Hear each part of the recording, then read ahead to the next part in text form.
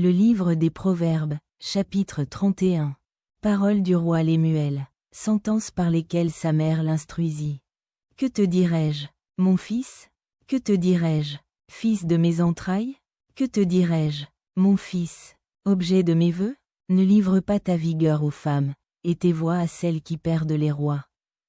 Ce n'est point au roi, Lemuel, ce n'est point au roi de boire du vin, ni au prince de rechercher des liqueurs fortes, de peur qu'en buvant ils n'oublient la loi, et ne méconnaissent les droits de tous les malheureux. Donnez des liqueurs fortes à celui qui périt, et du vin à celui qui a l'amertume dans l'âme. Qu'il boive et oublie sa pauvreté, et qu'il ne se souvienne plus de ses peines. Ouvre ta bouche pour le muet, pour la cause de tous les délaissés. Ouvre ta bouche, juge avec justice, et défends le malheureux et l'indigent. Qui peut trouver une femme vertueuse? Elle a bien plus de valeur que les perles. Le cœur de son mari a confiance en elle, et les produits ne lui feront pas défaut. Elle lui fait du bien, et non du mal, tous les jours de sa vie. Elle se procure de la laine et du lin, et travaille d'une main joyeuse. Elle est comme un navire marchand, elle amène son pain de loin. Elle se lève lorsqu'il est encore nuit, et elle donne la nourriture à sa maison et la tâche à ses servantes. Elle pense à un champ, et elle l'acquiert. Du fruit de son travail elle plante une vigne. Elle ceint de force ses reins, et elle affermit ses bras. Elle sent que ce qu'elle gagne est bon. Sa lampe ne s'éteint point pendant la nuit.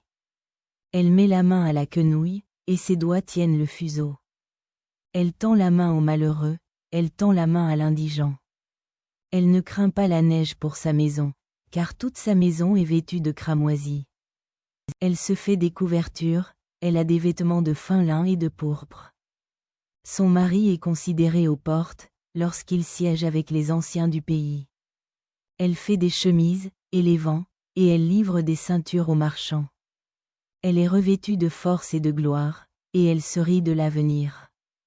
Elle ouvre la bouche avec sagesse, et des instructions aimables sont sur sa langue. Elle veille sur ce qui se passe dans sa maison, et elle ne mange pas le pain de paresse. Ses fils se lèvent, et la disent heureuse. Son mari se lève, et lui donne des louanges. Plusieurs filles ont une conduite vertueuse, mais toi, tu les surpasses toutes. La grâce est trompeuse, et la beauté est vaine. La femme qui craint l'Éternel est celle qui sera louée. Récompensez-la du fruit de son travail, et qu'aux portes ses œuvres la louent.